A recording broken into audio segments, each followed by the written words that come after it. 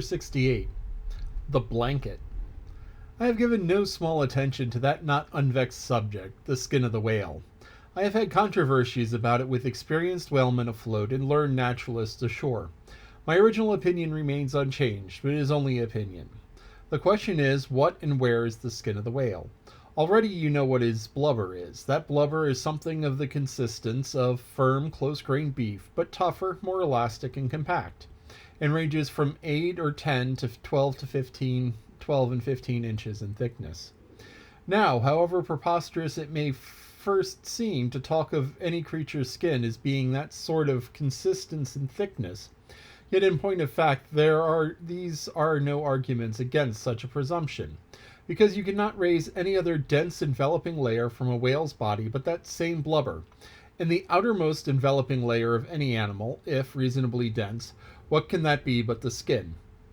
True, from the unmarred dead body of the whale you may scrape off with your hand an infinitely thin, transparent substance, somewhat resembling the thinnest shreds of isinglass, only it is almost as flexible and soft as satin, that is, previous to being dried, when it not only contracts and thickens, but becomes rather hard and brittle.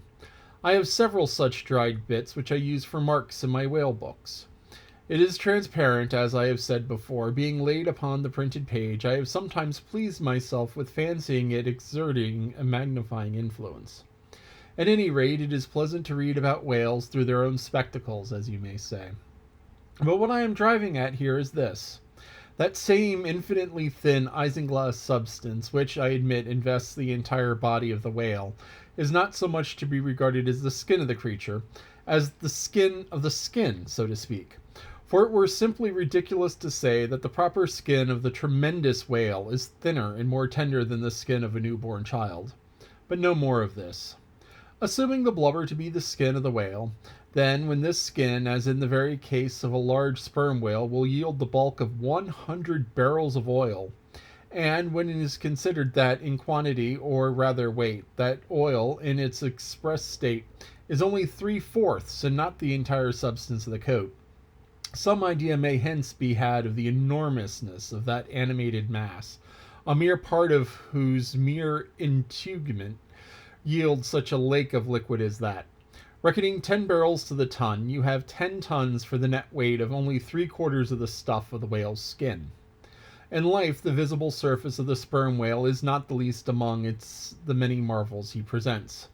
Almost invariably, it is all over obliquely crossed and recrossed, with numberless straight marks in thick array, something like those of the finest Italian line engravings. But these marks do not seem to be impressed upon the isinglass substance above mentioned, but seem to be seen through it, as if they were engraved upon the body itself. Nor is this all. In some instances, to the quick observant eye, those linear marks, as in a veritable engraving, but afford the ground for far other delineations. These are hieroglyphical. That is, if you're to call those mysterious ciphers on the walls of the pyramids hieroglyphics, then that is a proper word to use in the present connection. By my retentive memory of hieroglyphics upon one sperm whale in particular, I was much struck with a plate representing the old Indian characters chiseled on the famous hieroglyphic palisades on the banks of the upper Mississippi. Like those mystic rocks, too, the mystic marked whale remains indecipherable. This allusion to the Indian rocks reminds me of another thing.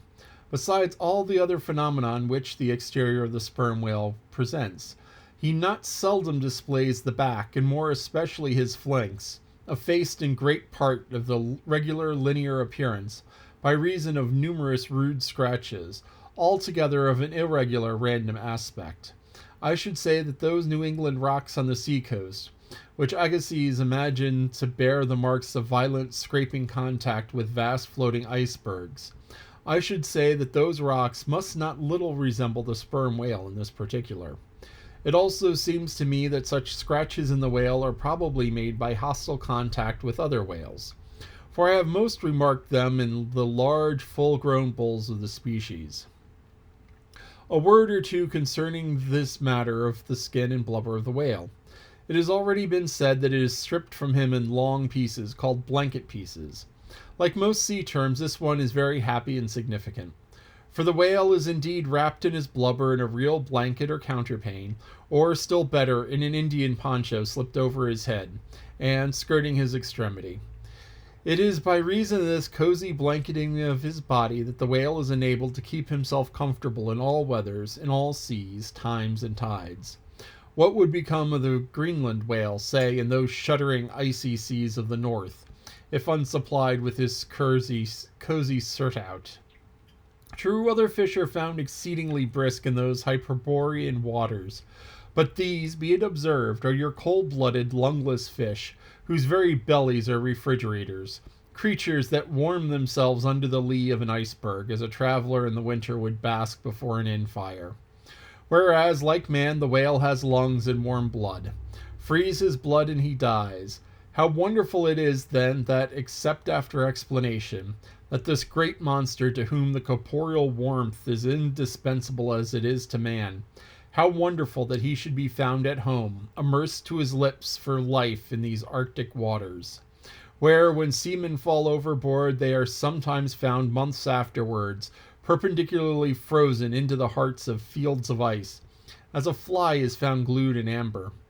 But more surprising is it to know, as it has been proved by experiment, that the blood of a polar whale is warmer than that of a Borneo negro in summer.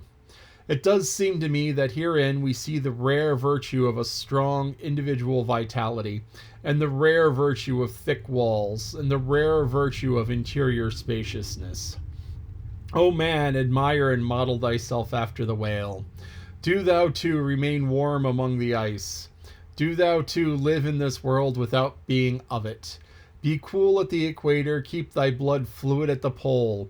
Like the great dome of St. Peter's and like the great whale, retain, O man, in all seasons a temperature of thine own. But how easy and how hopeless to teach these fine things. Of erections, how few are doomed like St. Peter's. Of creatures, how few vast as the whale. This is the end of chapter 68. Now, more about the whale and the skin. Isinglass is a sort of clear plastic-like substance made from the swim bladders of fish. So this was written before plastic was really a thing. So it's kind of hard and clear. So that's what it is. And it's not actually glass, but it's like glass. Glass-like in that it's clear. But, that was a rarity of having something clear and hard back then that was still somewhat flexible. Talks about the whale being warm-blooded and how the fish aren't warm-blooded. Now, there's been recent studies and research, recent being in the past 50 years, that have shown that some fish are actually semi-warm-blooded. But the ones that are warm-blooded are the really big ones, like tuna. Some tuna have been found to regulate their body temperature. And the great white shark, in particular, has been found to keep at least part of its body warm. It keeps the heart and liver and brain warm. The blood system of a great white shark is set up that those organs have their own sort of separate system where all of that's running at like 90 degrees while the rest of the fish is ambient at like 35, 40. So that's part of what makes great white sharks so impressive, is that they keep the inside, the brain, the heart, and the liver, so things that are useful for getting up and going really quickly that don't make as much heat of their own, keeping those warm so that they can just go and think. But that's a great white whale, and talked about the skin being like a blanket and keeping it warm and cozy. So yeah, one of the greatest inventions of modern times, one of the great things of modern times is climate control. That we are warm in the winter, as warm as we want to be, and we have air conditioning to keep cool in the summer. That allows people to like spread. If you're to take a look at population growth in the U.S., it's been in the past 50 years, there's been a lot of population growth in the South. Places like Florida and Texas and Southern California, where It's just miserable, stupid hot in the summer, where you can't really do much of anything. It's just like, oh, I am so hot. I am so bleh. But the thing is that with air conditioning, it becomes bearable. This past summer, we went to Death Valley. You went with us, and we have pictures of you standing outside next to a thermometer that said 120 degrees. And it was unpleasant while we were standing outside at 120 degrees, and we were getting really thirsty really quickly. But at the same time, we could hop in the car, and the car had the air conditioning running, and we were nice and cool and comfortable. So the whale has its own, carries its own parka, carries its own air conditioning system. Well, its air conditioning system is diving down 500 feet where it's always cold. But so the whales keep cool and comfortable and hot and warm and cozy and both. So score one for the whale.